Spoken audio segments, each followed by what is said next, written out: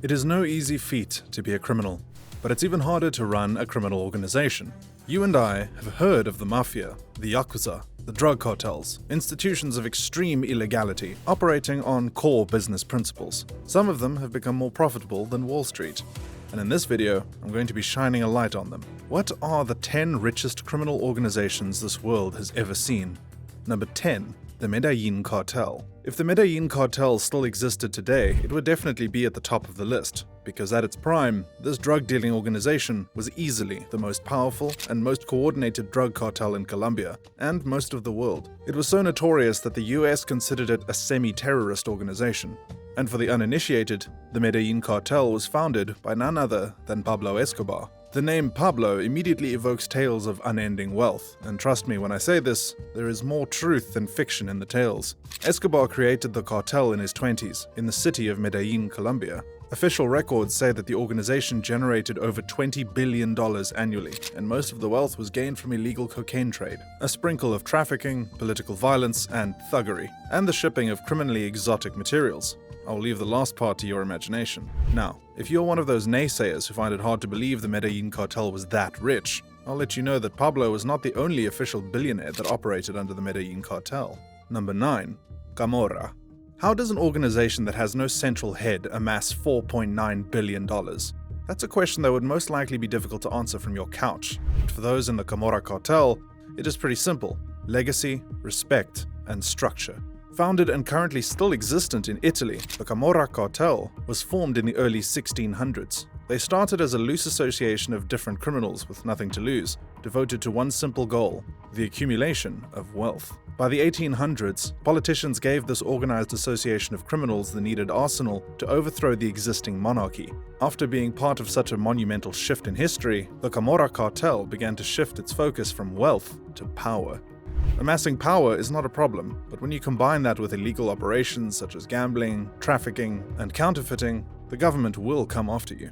And that is exactly what happened. But by that time, it was already too late. The Camorra cartel had already gone international, and it now holds considerable power in Italy, holding a vice grip on the waste management systems in Naples. Not too bad for a 400-year-old criminal organization. Number 8. Sinaloa Cartel. Drug business is a profitable business. Everyone knows this, even the CIA. After talking about the incredible exploits of the Medellin cartel, we thought it would be fitting to shine a light on the cartel that took its place as the largest cartel in the world, the notorious Sinaloa cartel. Official records say that this criminal organization rakes in at least $3 billion annually, but I find that figure incredibly small, and here's why. Firstly, the Sinaloa cartel is currently one of the largest in the world, and it controls 60% of the drug revenues. So, the first question is, what is the value of the drug market? Well, depending on who you ask, it is anywhere between $6.5 billion and $500 billion. The range is so wide that no one knows for sure how much is being made. However, everyone is sure of one thing: the Sinaloa cartel owns and controls more than half of it. The cartel was created by El Chapo Guzman, whose life is interesting enough to have a separate video, and if you've been a fan of The Fugitive, you'll know I have done several videos on the man. He's been able to control the cartel from jail and on the run. Even if you hate what he has built, you have to respect his leadership qualities. Number 7. 'Ndrangheta. There is no doubt that Italy is in a long-term relationship with organized crime, and it's not just a Hollywood thing. You might not have heard of them as 'Ndrangheta, but they are one of the most vital members of the global network of the Italian Mafia. And how much do they make? On paper, $4.5 billion. But once again, I think that's probably conservative, and I'll tell you why. The 'Ndrangheta is an Italian mob that was established in the 19th century in Calabria. Their major element of trade was and still is cocaine, and over the years they have become one of Europe's most dominant cocaine traffickers. However, it doesn't end there. What makes this organization extra special is the fact that they have managed to maintain good relationships with other criminal organizations. Often, they will choose compromise before taking the route of violence. This has made them allies rather than enemies, as well as incredibly tough cases to crack for law enforcement agencies. In recent times, the 200-year-old criminal organization has entered into money laundering, investing money into legal businesses to wash their endless funds. If you have a startup idea and you don't mind the source of their wealth, then you could give them a call. Number 6. Yamaguchi-gumi. You might not have heard of the Yamaguchi-gumi, but you have definitely heard of the Yakuza. They are Japan's equivalent of the Italian Mafia, and just as Camorra is part of the Italian Mafia, Yamaguchi-gumi is part of the Japanese Yakuza. So, let's dive into this. Anyone that knows the Yakuza in Japan knows that they are one of the most principled criminal organizations in the world. They are so strict that if you break one of their rules or laws, you're expected to undergo an atonement ritual called the yubitsume, which practically means you'll have to cut off a little finger to prove how sorry you are. The largest syndicate under the Yakuza umbrella is the Yamaguchi-gumi, and it was founded in 1916 by Harukichi Yamaguchi. Today, they have at least 20,400 active members and 18,600 associated members. Most of their money comes from extortion, gambling, the sex industry, arms and drug trafficking, stock market manipulation, and internet pornography. It is said that the syndicate generates at least $6.6 billion yearly. Of course, I think it is definitely way more than that. Number 5. Solntsevskaya Bratva. You shouldn't be surprised that Russia has its own mafia. The Solntsevskaya Bratva is the largest and most powerful mafia in Russia and brings in an estimated annual income of $8.5 billion.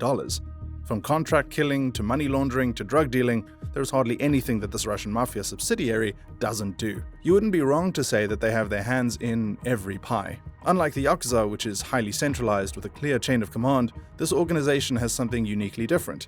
The group has 9,000 members that are divided into 10 separate, almost independent brigades that operate more or less on their own. However, when they have to work together, they pool their resources and do exactly that. Their money is overseen by a 12-person council that meets regularly in different parts of the world, often disguising their meetings as festive occasions. And you thought fiction was stranger than reality. Number 4. D Company. How many people talk about India when they bring up a list of organized crime? How many? I'm thinking probably none. Maybe it's a lack of research, or maybe it's because most people don't bother to look.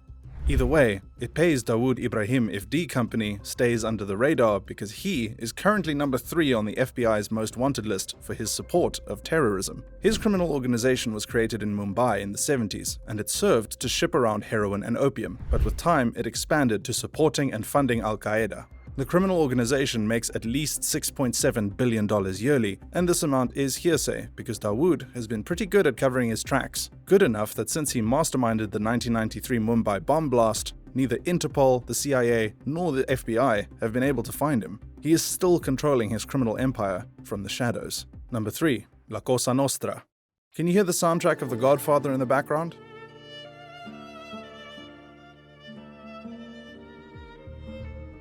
I can. When it comes to criminal organizations, there is hardly any that is as popular and admired as Cosa Nostra, often referred to simply as the Mafia. The group had its humble origins in the 1800s in Sicily, Italy. Legend has it that it started as a prison gang that had a semblance of the same structure and values that the modern-day Mafia still has. Over the years, Cosa Nostra moved from prisons and villages to more influential places of power, thanks in part to the political instability of the times. They worked hand in hand with opposing government factions to carry out assassinations and other forms of sabotage. Then, the mad tyrant Mussolini came into power and proved too violent for even the mafia bosses, so they fled to the US and Canada to continue their operations. Extortion, gambling, prostitution, money laundering, the list is endless. Cosa Nostra has a global membership strength of at least 25,000 members and 250,000 affiliates, all raking in a cumulative amount of around $50 billion. Number 2. Gulf Cartel. As one of the oldest criminal organizations in Mexico, the Gulf Cartel deserves its place on this list. With their base firmly entrenched in Mexico, the group traffics drugs throughout the United States and even into Europe. Aside from drugs, they are particularly known for their high-profile kidnappings and extreme violence. They also seem to have a finger in almost every pie, dabbling in everything and anything criminal that they can lay their hands on. Out of all the cartels, including the Sinaloa, they have suffered the most at the hands of anti-drug agencies, and yet they have survived.